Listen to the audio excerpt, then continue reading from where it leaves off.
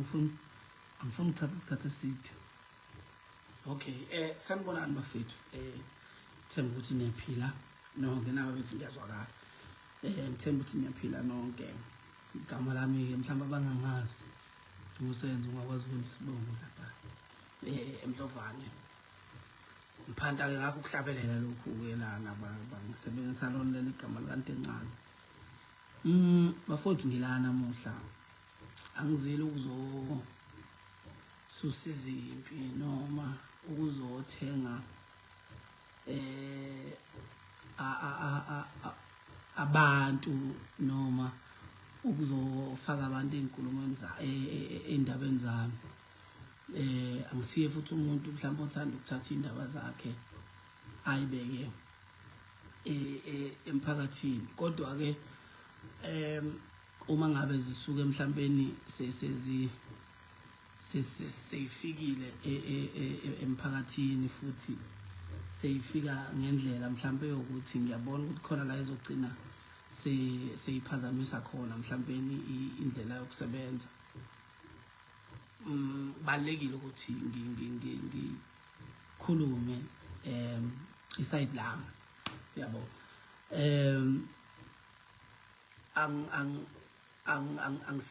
Angisiyeke umuntu ogood mhlawumbe ekukhulumeni noma ekubekeni istory, but ngizozama, yabo. Mina ke umculo lo uziphiwo kimi futhi ngicathi wonke umuntu ongaziyo la ungazi ngawo. Ingekho mhlawumbe into ethi ngifaka umuntu noma ngikhipha umuntu kanjani, but ngenza nje into engisuke ngicabanga ukuthi ngizoyithokozela ngaleso sikhathi ngenhlanhla futhi engisasenayo kulo 6 years.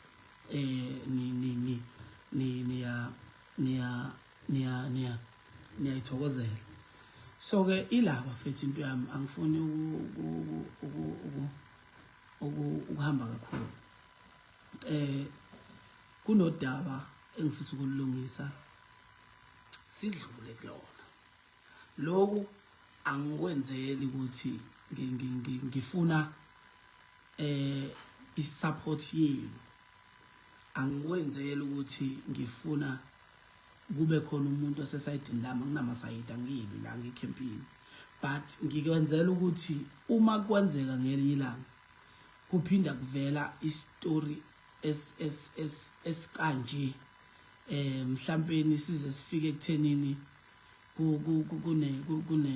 kunomsebenzi wami olimalayo, ngoba iyenzeka lento nje manje uthola ukuthi mina ngikhiphile album, angikhona ukupromote kahle i-album because ngilo ngibona ama comments athi awukwenzi ukuthi. Into engifuna ukuqala ngicacise, anginayo ingane engayenzele lutho. Mhlawumbe ke siqale la lento. Qalini. Kwenzekile ukuthi 2019 ngicela sihambe sonke ke manje ngoba ngihamba nayo ngizoze ngivale futhi ukuthi lento njengoba ngisho ukuthi angiyenzeli, angifuna amasayidi, angenzi lutho. Into engiyenzayo la ngiyenzela abantu abangiqashayo, abantu abangisupportayo, abantu mhlawumbe ababukela kimi if bakhona, because kuyenzeka mangabe usemehlweni abantu ube nabantu ababukela kuwe, so uma ngabe kunezinto abazizwa ukuthi uyazenza ezingekho right bangaphatheki kahle. 2, eminye imisebenzi esisebenzayo siyasiqashwa abantu besifazane. Akubi kuhle uma bethola ukuthi kubantu besifazane kukhona la ongenzi khona kahle. Kodwa ke into yamilana 2019 uma ngifike emculweni after i-album yami eyayinengoma uWawuthembeni, ngihlangana nabantu abaningi kakhulu ngaleso sikhathi. I think nginomama beingane abawu 2 engihlangane nabo ngaleso sikhathi. Omunye wabo uye waya public wathi angondli, I think from from 2020 yeah ile iqala khona 2020 kuze kube manje mhlawumbe ihambe ivele leyo nto enjalo. So ke 2019 hlangane nalentokazi mhlawumbe nokufika ukuthi kunezinkulumo ezivelayo ngazo. Ngihlangana naye 2019 beku December empangeni sinegigi, then sathatha ithombe ngefoni yami kwaba ukuthi uzothi mayesevulekele ifoni yakhe bese ngimfonela bese ngimthumelela ithombe. Hayi nangempela kwaba kanjalo, kanti mhla ka 31 sizoba negigi futhi same place. Benginamagigi amaningi ke mina mhla ka 31 ku 2019. So ngasebenza ke ngangisuka empangeni ngabuyela khona ke empangeni lapho ngangisuka eBay la ngasebenza khona ngo12 because ngangisebenza ngo12 last dance eBay ngase ngiya empangeni. Mangifika ke empangeni futhi ngangempela ngiyifica intokazi ingilindile ibisisebenzile ilinde ukuthi sibonane. Okay, uma isisebenzile ilinde ukuthi sibonane ayisithi icela ukungiphelezela kumagigi wami okugcina because ngase nginamagigi awu2 eyayise Mtuba neyayisolundi. Sihambeke siye Mtuba, sisuke Mtuba siye Olundi ke ila safika sakhathalela khona because kwase kusekuseni safike salala. Wayehamba nomunye usisi angazi uma cousin wakhe noma wayebani yena untokazi. Ngaseke ngabhukhela igenge le yami engisebenza nayo, ngababhukhela nosisi lo ababehamba naye, ngase ngizibhukhela nami salala because sasodlula thina siye eSodona Bay ngomhla ka1. Okay, bavuke lapho basheshe bahambe babuyele eThekwini. Mabevuka behamba bebuyele eThekwini siyavuka nathi sibuyele eSodona Bay. Ngixole ngoba ngifuna ukuyiqala ekuqaleni ngihambe ngeyigaba zokuxabana kokuqala nokuxabana kwesibili nokuxabana kwesithathu kanjalo. Angifisi ukubiza igama lomuntu ngoba angikhulumi ngamuntu la noma mhlawumbe angifisi ukuyithola ngisenkingeni ngelinye ilanga kube ngazi ukuthi ngikhulume ngamagama abantu. So ke bavuke babuyele eThekwini no cousin wakhe mina ngiyeSodona Bay. Uma ngisendleleni eSodona Bay asilalanga ndawonye, ngiyaxoxa uphendula comment asilalanga ndawonye, ngababhukhela indawo ngazibhukhela yami indawo. Uma ngisendleleni ngibuyela eBay ngiyeSodona Bay bebuyele eThekwini kungena imessage ethi sihambe kahle kodwa I miss you. Okay, from intokazi. Bese ngithi mina vele masibuye eSodona Bay siya eGreytown. Siya eGreytown. Uma siya eGreytown singabonana eGreytown makuthi anibhizi ngalutho ngalelo langa. Then base bethi hayi singaya eGreytown. Mina vele eGreytown ku right because unama friends khona and kune event ngizocela ukulokhuza. Ngizocela ukukhulumela ukuthi uma ufike eGreytown bakufake estage. Ayike nangempela sihambe sifike eGreytown ngenzela njalo ngizama ukuthi story sibe short. Sifike eGreytown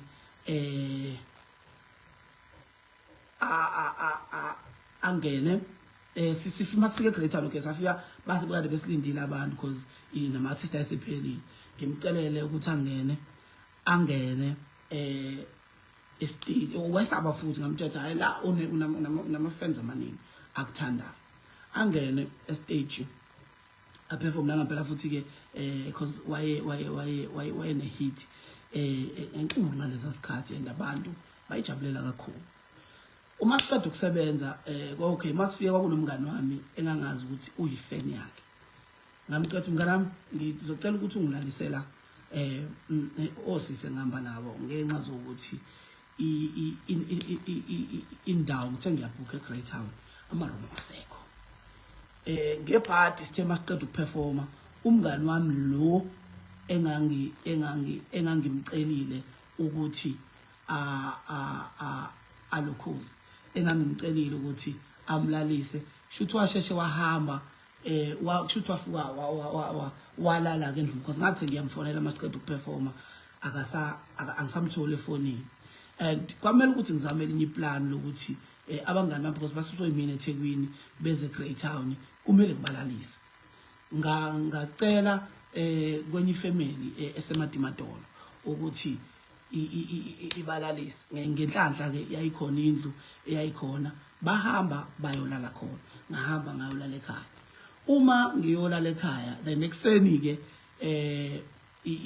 uma se kulaleze ngiyacheck ukuthi anilale kahle nani sekumele bahambe babuyele eThekwini yila ke abadlula khona ekhaya kithi ukuzobona ekhaya because abangani bami ngeke abangani bami bafike eThekwini baze bafike njalo emakhaya baze bahambe bengabonanga ekhaya so intokazi lengikhuluma ngayo ukwazi ekhaya iyazi kanjalo ukuthi yayihamba nami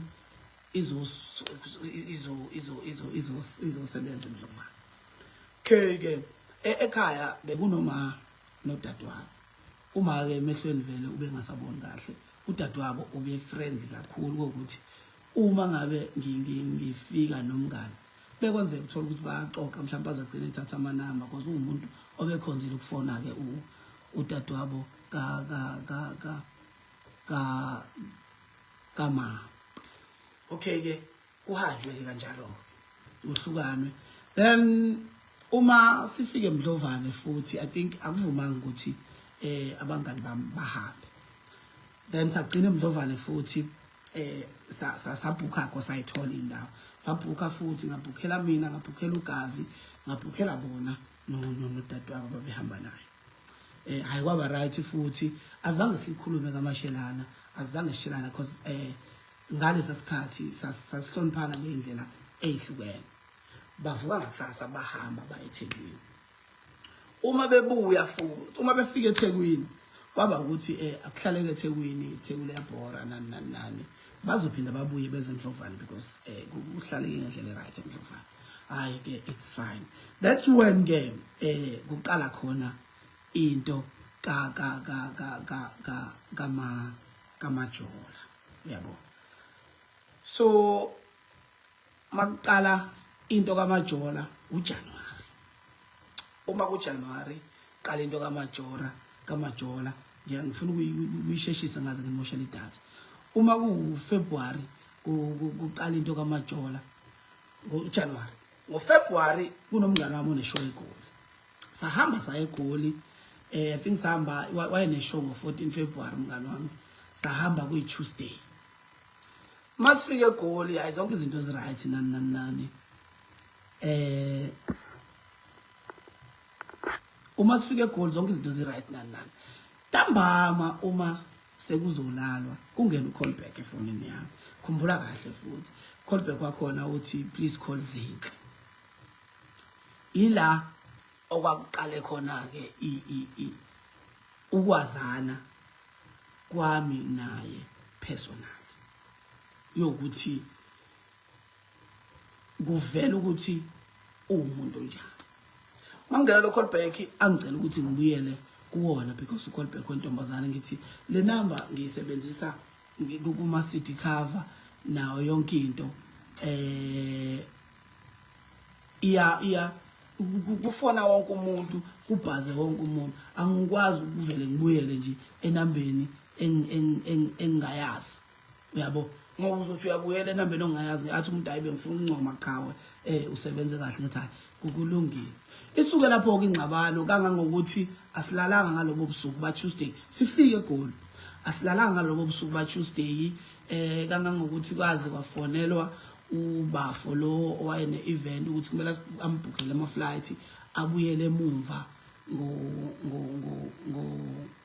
ngo Wednesday akasayingeni into yeshow seyahamba because amadoda usewabonile izinja wafonela abantu ayenze kubona ama audition ukuthi bangabe samqasha because amadoda onke about ukulandela izinqa awabathanda abasifazane so i-experience engaba nawo ngalelanga la Tuesday ebusuku for mina yayi enough ukuthi ngingathi it's over then masivuka ekseni uright umuntu obuyele kuma senses wakhe uyaxolisa ukuba uhlobo lomuntu awuyena siqala nanokuba ne date. Okay, sivuke senise Mariyezali sibuye ntambama Wednesday same thing. I know ngenzeka isilimalana ngihlale ngayicabanga lento kahle vele kushuthi kukhona into efihlwayo ngalomuntu obebhazile. Saphinde saba na same problem Wednesday ebusuku yokuthi asilale futhi sibanga le ndaba yalo callback. Yes, same thing futhi kufonelwa abantu nani yaliwa amadoda izinja nani. Bese Thursday ishow Friday, Monday futhi ebusuku siyalwa eMinis right, Thursday ngavuka ngathi thank you I'm done angifisi ukuphinda ngizibone nginalo muntu osifazana empilweni yami. Angikwazi ukulwa ubusuku bonke 3 days ulandelayo. And ngavuka ekseni ngaxoxela umngane wami Thursday ukuthi I'm fair to I think le relationship akusiyona le ebengiyifuna futhi I don't think ngizokwazi ukuhlala nemama after i-experience engibe nayo kulesikhathi. Hayi abesethi umngane wami hamba kuGoogle ufike useshe umseshe nje, then there is isitolo zosithola lapho. Okay, ngahamba ngasesha ngathola ukuthi yo kushuthi la ngingene ngingazi ukuthi imama lami liwuhlobo loni lo muntu yabo, but sengiyathola ukuthi umuntu ongayithathi nonsense yabo, engayithathi nje nonsense ninganikana inkinga isikhathi eside udaba lenu luze liyofika kude. Okay, uma sibuya sa decide ukuthi hayi siyahlukana kanjalo.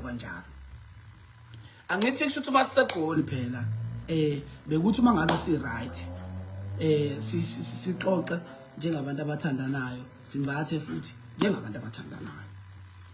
Uma sibuya ukuthi siyahlukana nani kanti kuzohamba isikhathi kuvele indaba yengane, kuvele indaba yokuthi intokazi ikhulelwe.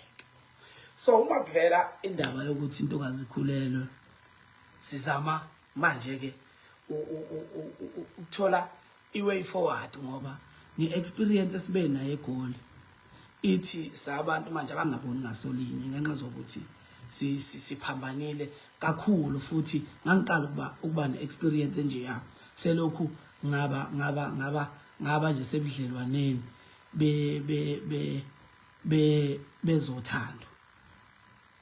Ngangiqala ukuba naleya experience ka 3 days ngingalali. Silungisa leyo nto sekuvela indaba yengane. Sesizama ke manje ukuthi sizoya kanjani phambili because sekunengane kanti futhi sesigabene ngalendlela.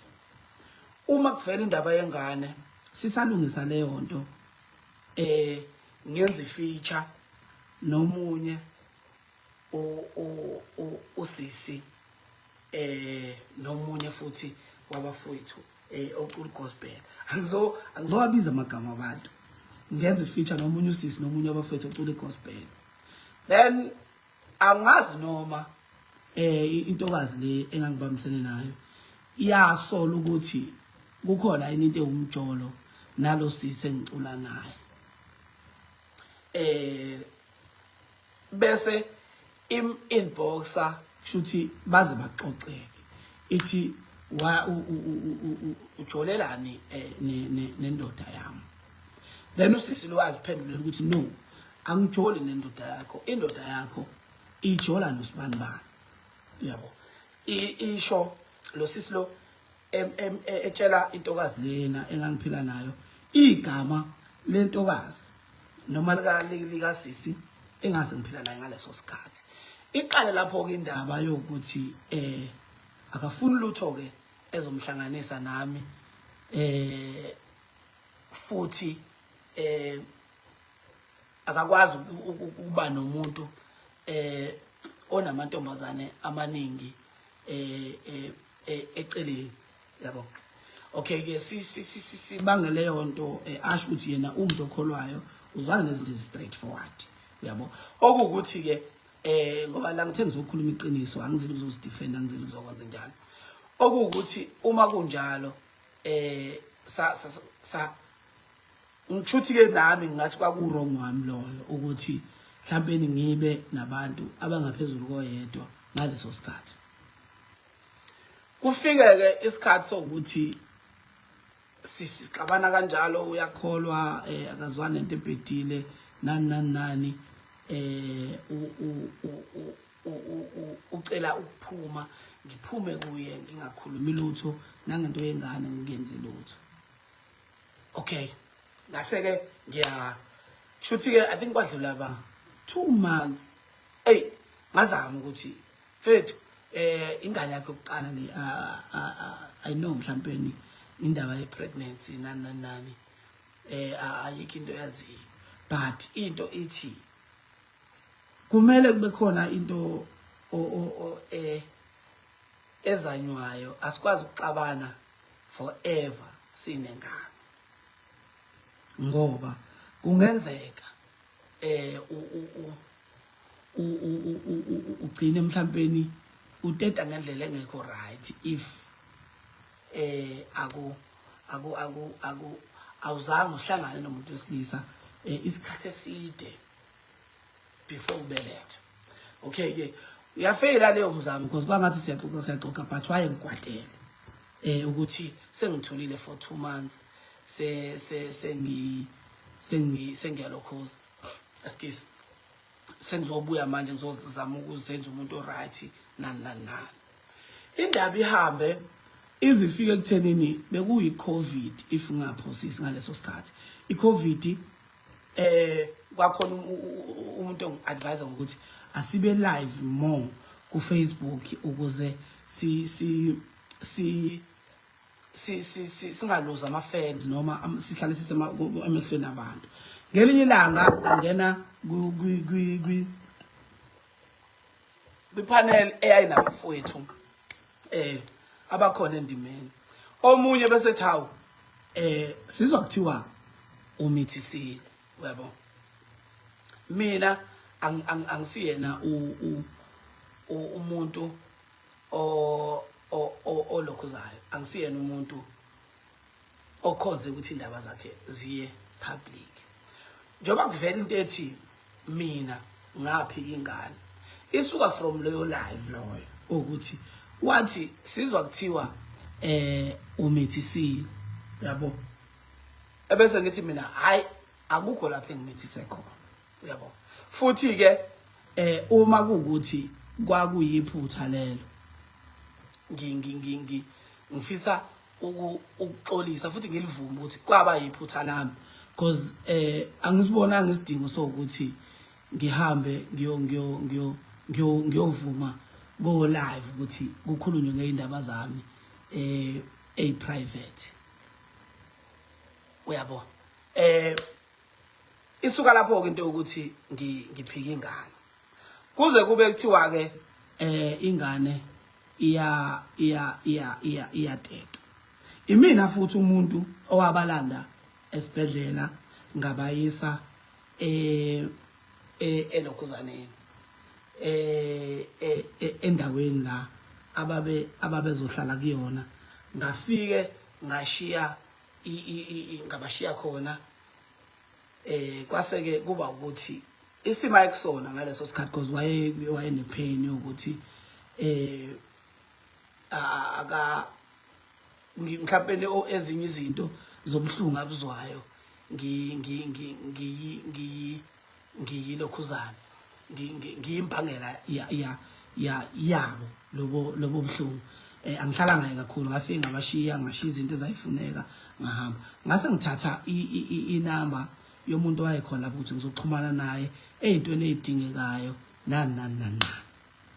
Okay ke fast forward ke zaqala lapho kuyinkinga phakathi kwethu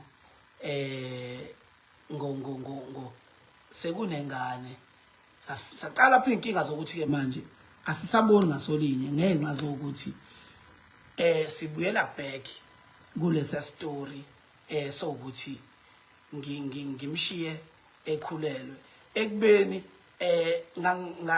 ngathini yayisinezinto ezimbili lezinto zokuthi sifike saxabana eGoli kuyimi umuntu ongekho happy ngenxa zokuthi ngithole into ebengingayazi bese sesixabana kuloko kwesibili ese pregnant sekuyena ongekho happy because uthole ukuthi ngiyajola somewhere so lezi zinto zikanje manje so babili bese singasekho happy sixabana so uma ngabe ke isibuya sekunengane isithinto kumele kutholakala indlela yokuthi kwenzeke izinto eziright enganeni uma ngabe sencane ke ingane it's fine ubuye umuntu obuya kwate abe umuntu obuya be right angakwata manje kwata but ekseni kuse right and uma right my right akekho umuntu ongamfisi eduze kwakhe because umuntu right mangabe right futhi uma engabe ngasekho right umuntu ongekho right engathi awumfisi eduze kwakhe so ke lento ihambe ekuthenini okay ngalesa sikhathi yayikhona into ethi sixabene because nginayo iaccount angiyifaki imali yengane ngiyifaka imali yengane kangangokuthi ephepheni bathi uma bengifonela ngendaba yokuthi kuvela into yokuthi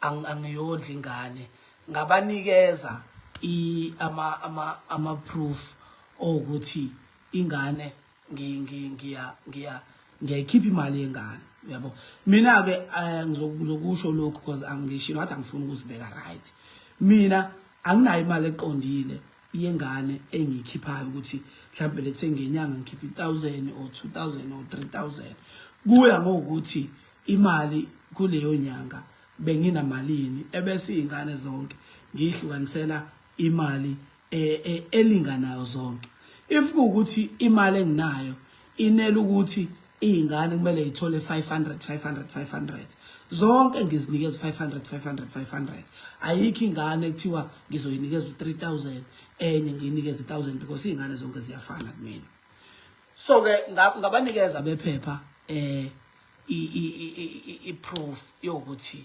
ngiyayikhipha imali yengane uma sebebhala ngangitshela bazoyifaka leyo nto bangayibhala yabo so ila engabona khona ukuthi ukuchaza nje iside lami ngcono ngivele ngiyeke ngoba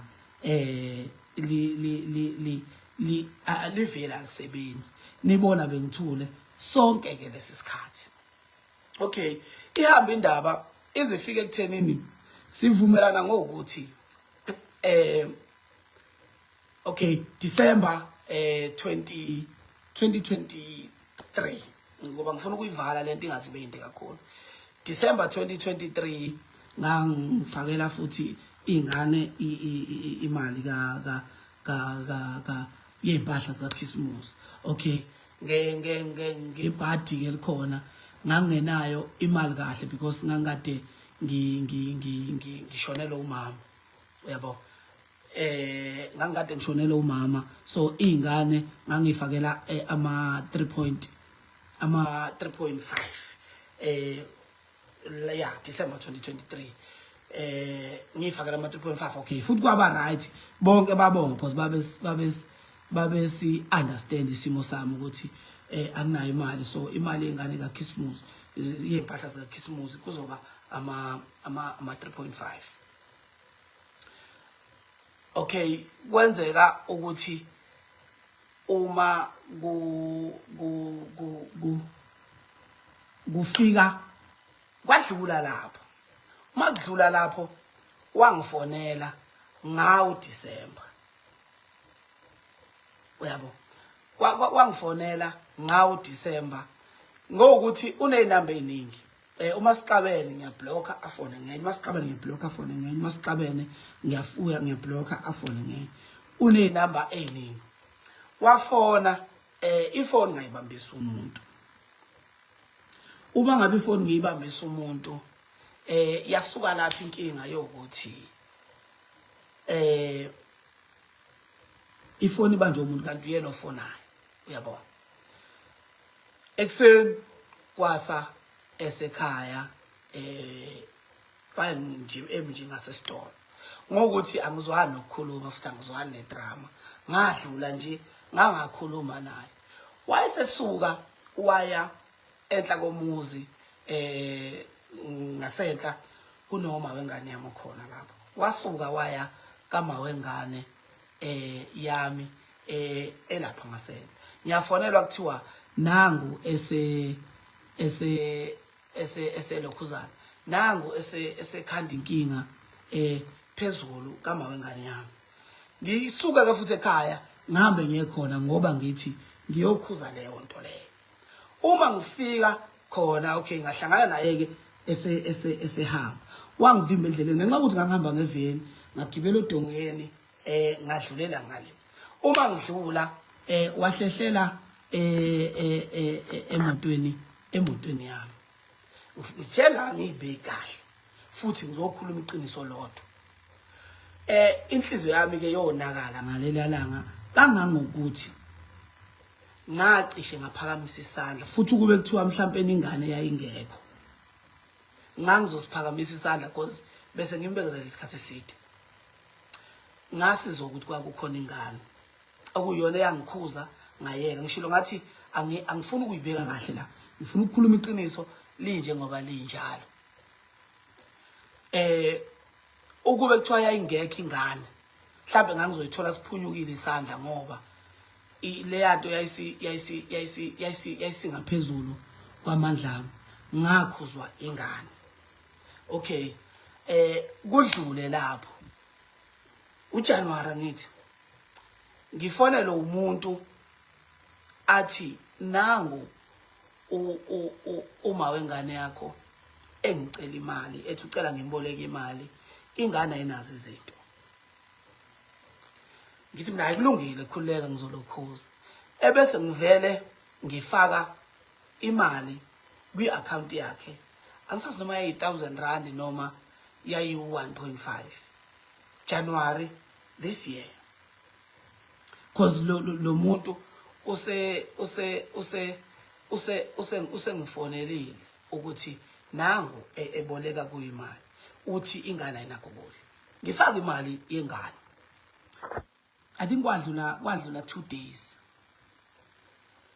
Kwadlula 2 days wafona what okay ngayo ukuxabana lokho wafona wathi akasafuni into emhlanganisa nami, akasafune imali yami, akasafune lutho. So kuma ngifaka le mali wafona after 2 days ethethela ukuthi ngiyifakeleni imali because ubengafuna imali yami. Ngamtshela ngathi ngizwe ngabantu ukuthi uhamba uboleka imali uthi ingane ayinazo izinto. Okay, wathi ucela ngimsendele i-account ayibuyise imali yami. Ngathi angikwazi ukusenda i-account uyibuyise imali uJanuary manje. Bakhona abantu mhlawumbe abafuna ukubuyisela ingane esikoleni nani. Cela uthathe leyo mali leyo unike whoever ombonayo ukuthi usole noma uyayidinga leyo mali because mina angikwazi ukuyithatha back. Uyabo? Ebese athi wangitshela ukuthi akafuni imali yami. Ngithi mina angikwazi ukuzwa ngomlomo wakho mina ukuthi awufuni imali because ku social media uhamba ungibeka njengomuntu ongondli noma ongayinakekeli ingane. So angikwazi ukuthi ngomlomo sivumelana ukuthi awuyifuni imali eqhamuka kumina ekubeni kusasa uzohamba uyothi ingane angiyondli, ngingabi nayo proof yokuthi ingane ngiyayondla because ngivumile ukuthi ingane ngivumile mawuthi ngafaka imali. Ngokuthi ngiyazi ngijombile Nkosi yami kodwa sizohlangana lesitory. Ngokuthi December khathe ngishayisile ngahamba ngithi ngiyokwenza protection order kwamaphumulo. Efona nomunye ubaba angisazi noma wathi ubamncane noma wathi ubani owathi angikwazi ukuletha amaphoyisa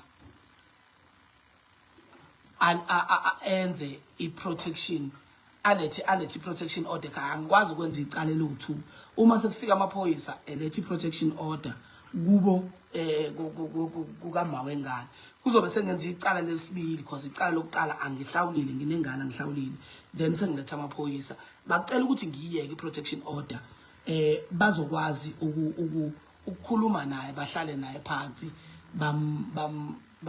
bamkhuze. Okay, bathi ke bahlale naye phansi bamkhuza. Uma ke sekiwa wahamba wayofaka wayokwenza affidavit yokuthi uyangikhulula ukuthi ngingabe ngisayikhipha imali yengane. Yes, nginayo futhi leyo affidavit. Uma ukuthi ukhona ofuna ukuyibona ukuthi ngoba ngikwazi ukuyisenda la nginayo leyo affidavit yokuthi ngingabe ngisayilokhuza imali yengane.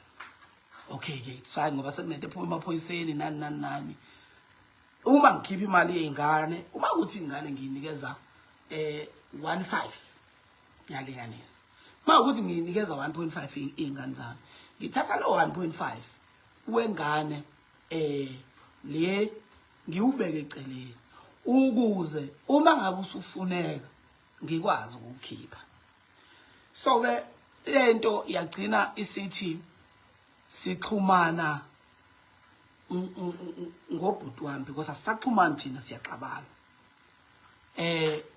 Ubhuti wami ufika tshela ubhuti wami ukuthi yini ayidingayo, mina ebese ngiyayihambisa kwamaphumulo ubethumela izingane zakwabo ukuthi zizothatha leyo nto. Uma ishoda ngento besho ukuthi hayi njengamanje ingane ishoda ngo1 no2 no3 no4 no5 ngihambe ngiye kwamaphumulo ngihlangane noyedwa efamilini yakhe bese ithatha lezo zinto lezo.